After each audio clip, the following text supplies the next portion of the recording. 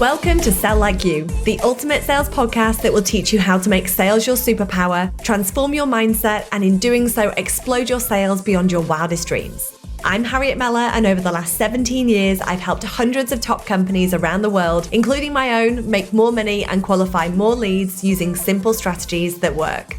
In this podcast, you'll learn how I generated over 10 million in annual sales, along with the sales techniques, processes, and tools that will work for you to generate more dream-aligned clients and scale your business beyond what you thought was possible. If you're sick of the boring, outdated, and pushy sales tactics of the past, you're in the right place.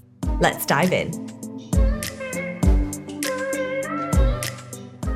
Hello and welcome back to the Sell Like You podcast. And today is a real juicy episode. I'm pretty sure I said that at the beginning of everyone, but the reason why it's juicy is that we're looking at it from two sides. So if you are a small business owner and you are looking to leverage capital, raise capital, and you've heard of crowdfunding, or you're not sure whether you're quite suitable for it, then today's guest, Pippa from the Social Startup Labs, is going to tell us everything we need to know about crowdfunding and whether that's right for you.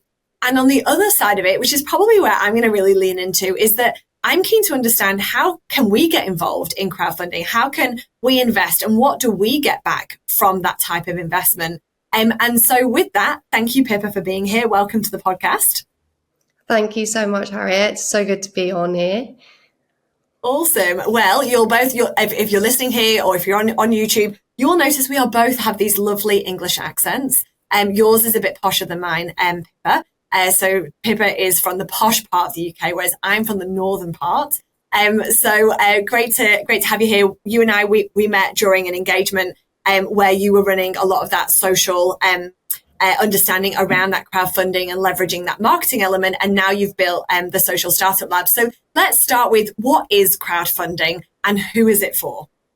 Yeah, awesome. Thanks so much, Harriet. So crowdfunding is essentially the concept of, a company raising funds, which will enable them to scale their business, to the next steps. But the concept of actual crowdfunding is raising money from the crowd. So that might be your consumers, any existing customers, your community, and then outside retail investors as well. So it means that anyone can invest, from as little as $100 on some platforms, to then become a part owner in that business that is crowdfunding.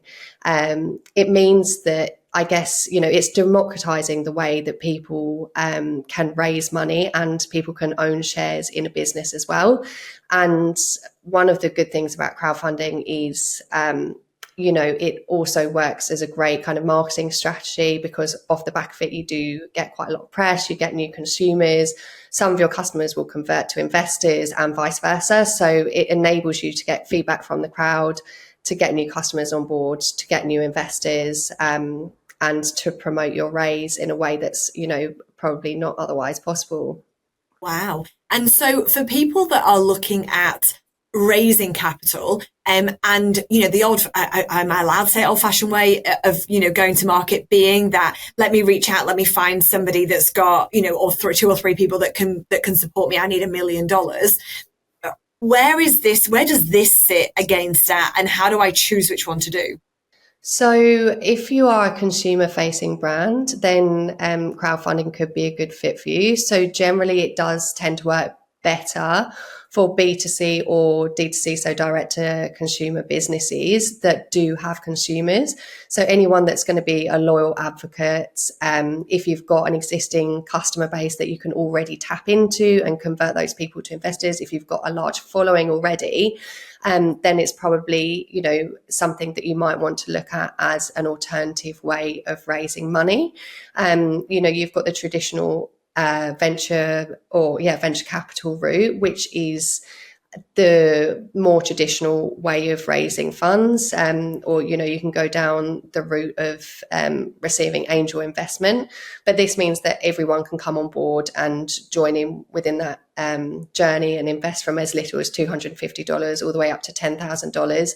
And if you're a sophisticated investor, so that's someone who invests over $10,000 and you meet the requirements, then you can invest over $10,000 and beyond. Wow. And is that limit there because of the what I'm actually buying into and the fact that then I'm going to be a, as you mentioned, part owner of that business? Yeah, so if you're investing over $10,000, you do have to have a certificate, which protects the investor as well. So you have to have a certified certificate from your accountant that you are making a certain money, or you have enough funds in your account to be able to afford to invest over $10,000. And for those that are investing that lower level, let's say $500, are they part of your business? So I'm a business, I've put this crowdfunding opportunity out there, and I've got, thousands of people adding their $250 in. Am I responsible for all of them? Yes. So as the business owner or the company that is raising investment, that means that after the raise has been completed, they will have, a heap of new investors on board. So everyone who has committed funds, so anyone who, owns or has committed anywhere from $250 upwards, who now owns shares, they will be technically a shareholder in your business. But most of those companies will manage that through some form of shareholder management platform. So there's like Orchestra or there's Cake Equity, and they actually manage that process for you so that it's a lot more streamlined than having to communicate individually to all of the 300 plus shareholders that you now have in your business. Yeah, okay. And what's the impact of that then as my business grows? I've put in my $250 and that business then grows. Does my $250 grow? Is that why I'm putting the money in? So it can do. It's not guaranteed by any means. So when you invest in a business, you sign, certain agreements to say that that it's a risk to invest in crowdfunding. So you have to sign to say that you've read the offer document, and that you have read all the legal requirements, that you're not necessarily going to get a return for your investment. And, you potentially only get a return if that company is acquired or if it's bought out, or if it then IPOs and lists on the stock market, which has happened in certain cases. There's a good example. So Revolut, it's a digital bank in the UK, they initially went through crowdfunding and they then IPO'd. And so anyone who had owned shares in Revolut and invested when they were crowdfunding would have then made a return on those investments. But I have to be careful what I say because I'm not a financial advisor. So Yes, we'll pop that disclaimer at the beginning of this is not financial advice.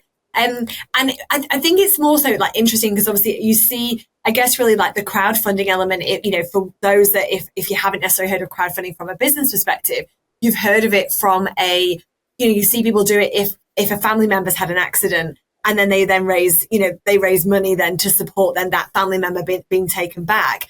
And I think there's I guess really an awareness around that and I suppose maybe some initial thoughts around that of whether they like it or don't like it. And obviously this then is from a business perspective with the potential return or the fact that you're going into this to support because you want to buy the product once it goes live. Yes, and there's different there's like different categories of crowdfunding.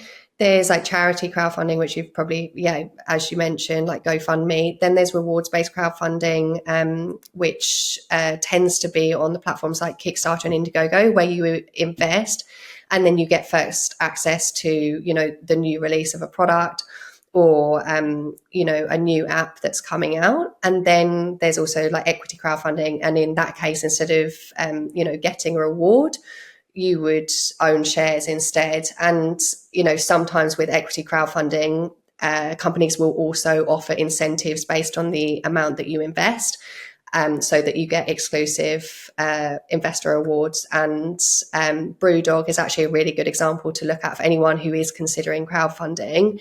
They were a company that launched in the UK and they had a really successful raise, but they also had some really good investor awards that incentivize people to invest as well. So that's something that you can offer to the crowd. In addition to them, owning shares in your business, they can actually receive some form of reward. How interesting. And so for you then, what was the journey of getting into crowdfunding? What did that look like? Yeah, so when I graduated, I went back to London. So I studied over here, and then I went back with my partner, and I worked at a video production agency that specialised in crowdfunding. So they were managing and producing all of the videos for CDs and a lot of videos for Crowdcube too, which are two of the largest the largest crowdfunding platforms in the UK and in Europe. And I absolutely loved working in the industry. I love working with founders. I've always been quite entrepreneurial.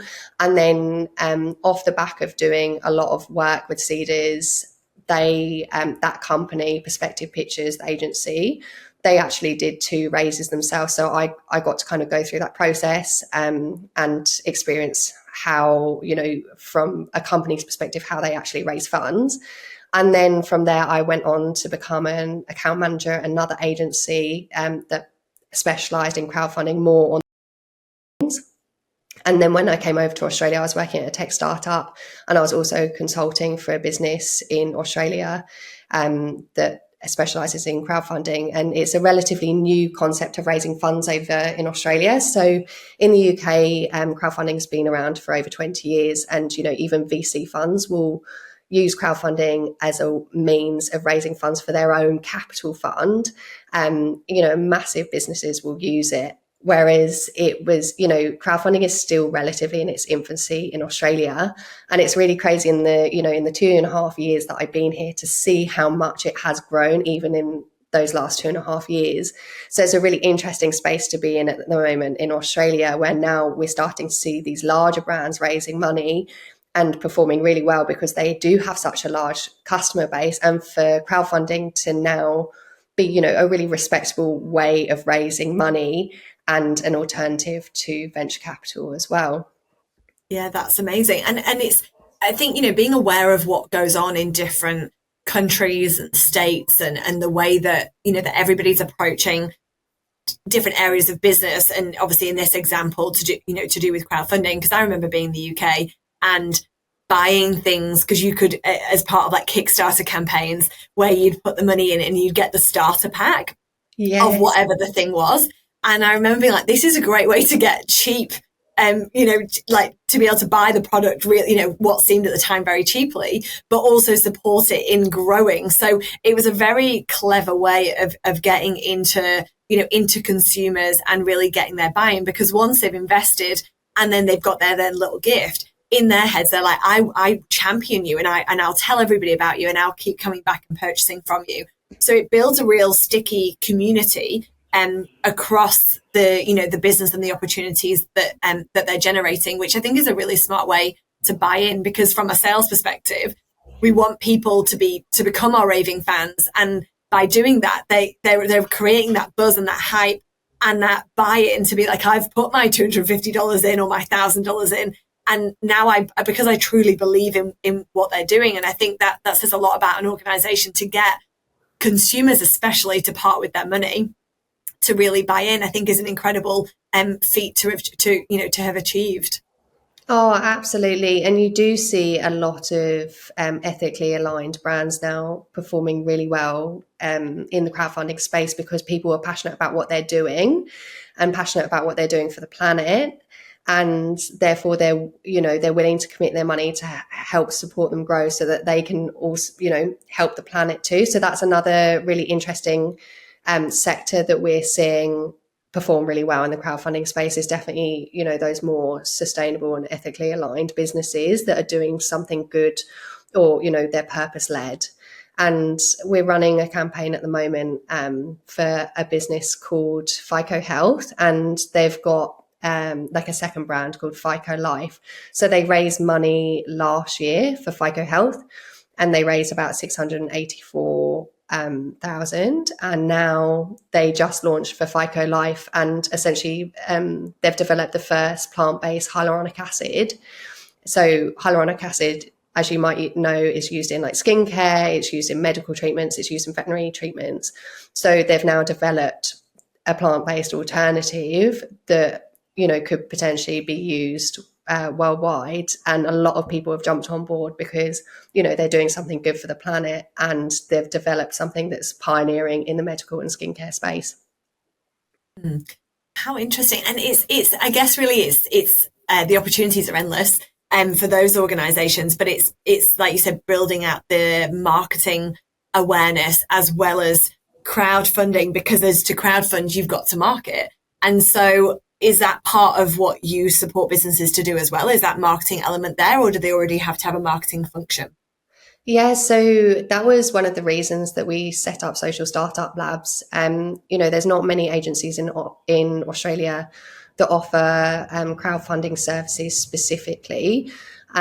So we offer everything in-house, everything from video production to email marketing to the advertising to building out the landing pages, and then the offer document, which is essentially like a big pitch deck that contains all the nitty-gritty information about the offer as well, and it's a legal requirement. And so we just kind of thought, you know, there's not really anyone offering these services that are so important to the success of the campaign. And, you know, you see sometimes up to 70% of the investments come from advertising and email marketing, and therefore it is, you know, sometimes in the client's best interest to use an agency that's, you know, a specialist in the area for the audience targeting and the messaging specifically to investors, because it's such a different kettle of fish to just directing to the average day consumer. And that's, I guess, really where the opportunity you've seen has evolved from your experience in the UK and then over to Australia. And I've seen more, and I don't know whether it's now, I see a lot more on your socials in terms of, you know, what's coming out. But I think I'm more aware now of what actually is happening, because I understand the process more from you and I engaging together. And so what types of businesses is this best suited for? Definitely consumer-facing brands. Brands in the food and beverage space do particularly well. There was a report that came out last year from Birchall to say that sustainability or brands that are sustainability-led are usually get the highest number of investors as well. So that's any brand that's kind of sustainably or has a sustainable kind of purpose to it.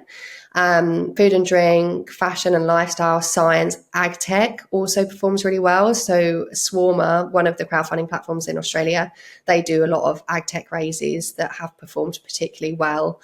And sometimes, you know, tech as well. So fintech, prop tech, you get, you know, it's quite a large range of different companies, but usually the consumer-led or consumer-focused brands will perform better because you can tap into their existing audience.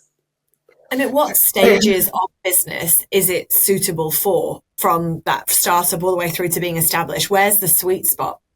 So I would say, you know, I guess about 2 years ago, you would see more pre-revenue startups raising, and it still is possible to raise through crowdfunding if you're a pre-revenue. But I would say if you've been generating revenue for a year to 2 years and you've got some, you know, you're on your way to being profitable, or you're generating a couple of $100,000 in revenue a year, and you've got some form of social following, you've got some customers that you can tap into, you've got a subscriber list, you're much more likely to perform well, especially because, you know, we've seen the market shift quite a lot recently just because of the economic climate. And therefore you want to put yourself in as strong a position as possible. You want to give yourself the best chances of raising money, and customers and investors are much more likely to commit funds or commit more investment if you're further down the track, if you've got more traction, if you've got more, more partnerships, if you've got a stronger business model. So they're all things that I would say are really important to have, or, you know, to definitely, if you're considering crowdfunding, you want to look at those kind of things and say, okay, how am I monetizing my business? What does my partnerships look like? How many consumers do I have? How many consumers can I tap into here? do I have any lead investment that will help cornerstone the raise? Do we have any brand ambassadors who can promote the raise? They're all things that will definitely help get you that extra bit of funding. And so any mistakes that you've seen, any big flops, from a crowdfunding exercise? I would say that it's pretty difficult to raise twice in a short period of time. So if you've raised once in the last 6 months and then you raise again and you're pretty much raising for the same reasons, it is quite hard because it makes investors question why you're raising again. What did you do with the last set of funds? How has your business progressed? So it's definitely harder to raise, a couple of times in a row if it's for the same business and for the same reasons. So if you can come back and you've got a different purpose, that's fine. Or if you're raising funds for a different means, it's different. But yeah, I would say that's a difficult thing to do. And sometimes you do see some raises flop because they've raised once and then they try again, too soon after. And so for anybody doing this on their own, you've mentioned a couple of platforms to be able to do that. Is that the best way to get started if they're going to be doing that in a self-managed way? Yeah, so Virtual are great. And Swarmer is also fantastic. Swarmer's support, like the support from their account managers is amazing. They really hold their clients' hands. And Virtual have a really big network that you can tap into because they're one of the largest platforms. There's also platforms like Equitize as well. And then VentureCrowd is more used for wholesale raises. So they do also accommodate for retail raises. But you've got, if you're doing a wholesale raise where you've got more high net worth investors, sometimes that's going to be a more suitable fit. So it's wise to look at every single platform, have a conversation with all of them. They all have slightly different offerings, slightly different fees, and you want to go with the one that's going to have the best fit. And you also want to look at the raises that have recently raised on the platform, first to see how the sector is performing in general. But secondly, if you're raising straight after another raise that's quite similar, or other investors might see it as being quite a similar offering, it's going to be more difficult to get the funds. Or people might not have already got in on that raise and they want another opportunity to invest in a similar type of business, and therefore it could be a good opportunity. But there's all those kind of things to look at as well. Lots to play with, and I guess really lots to be mindful of. And anything we're doing in business is always around like assess the market, see what's working, see where is going to be that opportune time. And if they want to find out more about the crowdfunding exercise that have gone on before, or if somebody's interested in finding more businesses to be part, to invest in, are those platforms still the same from an investor perspective? Would we be able to go on there and see what things are happening on the platform? Yeah, definitely. So Swarmer, Virtual and Equitize are all relatively similar in the way that their platform's set up. So usually there's like 3 different phases in a campaign. So there's the expression of interest phase, which usually lasts around 2 to 3 weeks. And at that point, we advertise to, their existing community, to new investors, and essentially advertise the raise as an opportunity for people to express their interest to invest. And then you've got the private phase, which usually lasts anywhere between 12 hours and 48 hours. And anyone who has expressed their interest to invest gets early access to the offer. So they get first dibs on investing in the business. And then after that private stage, the raise will go live to the public, and anyone else can then invest, and it will be a live opportunity on the platform. So if you go on to like Swarmer's platform, or you go on to Virtual's platform, you'll be able to see which companies are in the expression of interest phase and which companies are already raising investment. And then, you can have a look at the different opportunities, and you can usually filter them by sector, how funded they are as well. Yeah, okay. And from your experience, you mentioned before about video and marketing and all of that, email marketing, etc.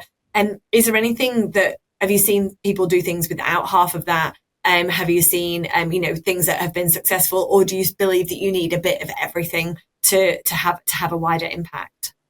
Yeah, so I guess if you look at the customer journey, the ads are what kind of reel people in. So we advertise on Facebook and Instagram about the investment opportunity, and people then will click on that investment opportunity, which will take them to the crowdfunding page where they can register to invest.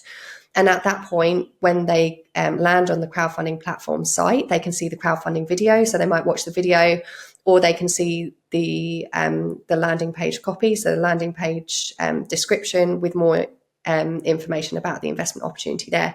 So it's really important that your whole customer journey is good and it's really streamlined. So it's really easy for an investor to, understand what the opportunity actually is. And that's where we support clients to make sure that the messaging is cohesive across all the different touch points that an investor goes through or a potential investor goes through. So everything from, the advertising copy to the content. And then when they land on the landing page, that's all cohesive and talks to each other. And then, the offer document talks to each other so that it's an easy process for an investor to understand the opportunity, because you only, get a couple of seconds to impress someone. Otherwise they'll click off. And I guess the thing that I would say is most important is having good advertising content. So you think about your crowdfunding video, you can cut that up into smaller pieces of digestible content. So that's really important. Anything that people are going to click on, videos tend to work quite well. And then you're going to want to have some more like still graphics as well. So still photography content with more information about the raise on there. So you can see that, expressions of interest are open or the investment opportunity is open. And then the copy will add to that. And, you include the traction to date that you've already had to give people a glimpse of the investment opportunity. And, there's a lot of different advertising content. We recommend testing as well. So everything from UGC, user generated content, to PR content. And then you've got your main pitch video and cut downs of that video as well. And then the email marketing side of things is also important because when people express their interest to invest, they automatically then get added into your email list, which you can then retarget. And then you keep your audience warm by updating them about the investment opportunity and letting them know when the campaign's live so that they can jump in and invest. And we do see in the first few days of the investment phase, a lot of people will convert from the email marketing as well, and in the final days of the campaign. So obviously, you want all of the kind of touch points to be frictionless for an investor. And how long do you anticipate a process for somebody that's looking that decides today, I'm going to start crowdfunding, I'm going to start on that journey? How long does that usually take? Whether that includes the preparation or whether that's just the actual funding opportunity being live? Yeah, so I would generally recommend 6 to 8 weeks prep and lead time for it. So you want to get all of your ducks in a row in terms of getting everything set up on more of the, the compliance side of things. And then you want to shoot your video. You want to organise your video scripting, which is something that we also support with. You want to get all of your advertising assets ready. So, sometimes we'll work with people who want to get it turned around in 3 weeks, and that is possible as well. But if you want the process to be stress-free or as stress-free as possible, I would recommend, at least a month lead time to ensure that you can get everything set up efficiently. Your video shoot goes smoothly, and you want to make sure you've got time to do a round of amendments and then get that signed off from the intermediary platform or the crowdfunding platform. Yeah, okay. And for for the raising amounts, I mean, like you've mentioned there about a $600,000 raise before, and there's a minimum amount of how much you can actually invest in. What is the usual amount? Is there a minimum amount you need to be crowdfunding for? Is there a maximum? Like, tell us a little bit about that. Yeah, so it really depends on where the company is at in their kind of journey and how much shares that they want to offer and the cost of the shares as well, and what their company is valued at. But generally, people will set their minimum their minimum goal at anywhere between 100,000 and 250,000, and then people will set their maximum up to 3 million. It really depends on, for client to client, how much they want to raise, how much equity they want to give up.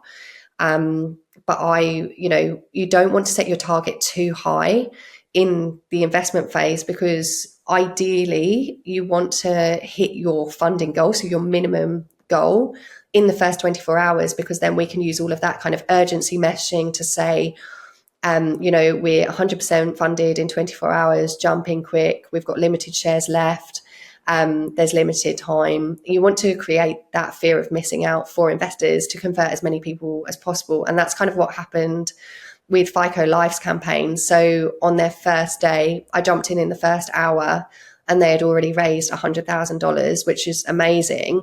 But it meant that everyone else then jumped in and wanted to invest at the same time, because people were worried that the raise is going to oversubscribe and then it can close at any point after that.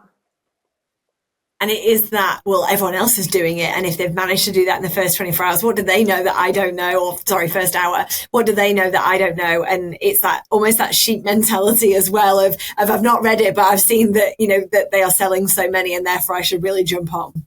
Yes, exactly. And it's like human nature to want to, get involved with something that is performing that well, and to understand, what have they done to be so successful. And I guess it's an important thing to consider, when you do raise money, if you do consider crowdfunding, try and get as many people as possible lined up on day one to commit their investments, so that you can start your round really strong, and so that you can use that urgency meshing to then convert more people. It makes a massive difference. And can you use that money for anything, or is that what you have to outline at the beginning as to what that investment's going to be for? You do have to outline it in the offer document, which is, it's like a pitch deck and a legal document that every kind of campaign has to have. So you do need to put the reasons why you're raising funds and the allocation of how that funding will be used. And then obviously you follow up with your shareholders as well, so they have a right to know how that money is being used. And is there anything that you see gets more attraction or more attention for what it is that they're raising versus others? Yeah, definitely. So I would say anything really innovative in the science sector, or anything that's, really pioneering, and also doing something good for the planet or is purpose-led. Recycle Smart is a campaign that's raising on Birchwood at the moment, and I've seen that they're performing really well. Anything that has a large customer base, or, is a well-known brand that you might see in the shops, or you might, buy yourself, people are going to see that kind of business raising. And if they're, a household name in Australia, then they're likely to perform really well. So companies like Filter Brewing, for example, they raised and they performed really well recently. I'm trying to think of anything else. I would... anything that, if someone is solving, or if a company is solving a problem that's really easy to understand, then it's something that's really easy to communicate. Whereas if it's something that's really niche and specific, it's more difficult to advertise, because, less people are able to understand a problem that they don't necessarily have every day. So, sometimes for some campaigns, we'll get a lot of female investors, and some will be much more male focused. And that's because, some people understand the specific problem more than others. And you haven't really necessarily got that much time either to educate, have you, in what it is that you're doing? Whereas if we look at, let's say a sales process, we've got our marketing going out there, but we go out and have a conversation, and we've got the opportunity to have a conversation, to understand the problem, to explain how we solve it, to use a couple of different examples, and to really educate and nurture as we go through that process. So when we get to meeting 3 or 4 to prepare and present the proposal as an example, they've had that time to digest it. Whereas this could potentially be, a day, to be able to close that amount of funding. Yeah, you're absolutely right. And if you think about it, it is just like a sales process as well, because you're warming people up in that expression of interest phase, and you've got a limited amount of time to do that. And then you educate them through email marketing, you give them updates. I would highly recommend that anyone who raises through crowdfunding calls all of the people who have expressed their interest in investing, because it can make the difference between them investing and not committing as well. So a lot of people will, come across the line because they've been able to have a conversation with the founder to answer any questions that they've got about the investment opportunity. Another good way of converting investors or potential investors is to also have like an Ask Me Anything event, if that's, online or in person, halfway through the raise, so that it gives people the opportunity to have a conversation or a one-to-one with the founder to, ask any questions. Some people might have never invested before, so they might have more investor related questions as well. So you kind of alleviate their concerns on that side of things too. So that's really important, to call your potential investors and anyone who has invested, and to also thank your community as well, because without the crowd, it's unlikely you're not going to be able to scale if you're raising through crowdfunding. And exactly as what you said there, is that it is a sales process. Regardless, you're getting people to part with money. And so you have to sell them on the outcome, on the solution, and how they're being able to be part of something. And the beauty, really, I guess, to highlight the importance of picking up the phone, is that you're able to pick up the phone, have a conversation, ask questions, and hear the potential objections, or hear the misconceptions or the misunderstandings, so that you can overcome them. Because if you don't ask the questions, they receive the email, they look at the email, they tell their partner, oh, I got this email, it looks really interesting, but they then have that conversation about maybe not, and what the risk may be. But if you pick up the phone and have that conversation, they're like, look, it sounds really good, but I am actually a little bit concerned about this. That will allow you to really transform your marketing, your message, and the information to get more people, because if they feel the same way, the others do. And it just comes back to the fundamentals of what we do in any sales scenario, to be able to actually truly understand our customer, because selling is serving, selling is educating, and being able to do that, I think that's such an important part of that journey. And I'm really glad that you've highlighted picking up the phone as one of them. Yeah, definitely. And even if, you've got to think about your organic socials as well, to put crowdfunding FAQs on there, so the wider community can understand how the crowdfunding process works. You're absolutely right. It is a form of a sales cycle. So you have to treat it in the same way. And it's not a cold, hard sell, because anyone who is thinking of investing is probably passionate about what you're doing as well. So it's important to be really human. And the brands that, usually perform better are the ones where you've got a founder who is, super relatable, really likable. They might be a bit funny. Again, like FICO Life's campaign is such a good example, because one of the raises that she did last year, the founder, Pia, she had like a seaweed suit on, and her company essentially is like a land-based seaweed facility that they make really nutritious products through their seaweed ingredients. And so she had a massive seaweed suit on, and that was we ran that for the pitch video and the cut downs, and they performed best out of all the content that we ran, because people were like, what's she doing? It immediately, everyone immediately wanted to click on the ad and then see what she was doing. It didn't detract from her professionalism at all. If anything, it just made her more human and relatable. So, you can also have a bit of fun when you're crowdfunding, and play with that messaging. You can play with the kind of content that you use, because at the end of the day, people are investing in the people who are raising capital as well. Yeah, amazing. And fundamentally it comes down to what you're doing as a business, who you want to connect with, how you want to do that. And it's another platform, a great way to raise capital, and a different way to really have some fun. And I guess really as well to get to know your market even better, or even more so than you did before. Yeah, definitely. You get a lot of feedback. From organic socials, you get a lot of feedback on the ads, people asking through email, through AMAs. You get feedback about your products. People ask questions whether you're bringing out new products, which are, ideas for potentially down the line. It's a really good way to test the market fit for something. And if you are a really early stage business, sometimes crowdfunding is a good fit as well. If you're solving a really, a problem that everyone kind of has, then people will come back and always give you feedback about what they think could be involved. Because at the end of the day, if they're getting involved in your business, they feel like they get an input as well in what kind of happens later on. Incredible.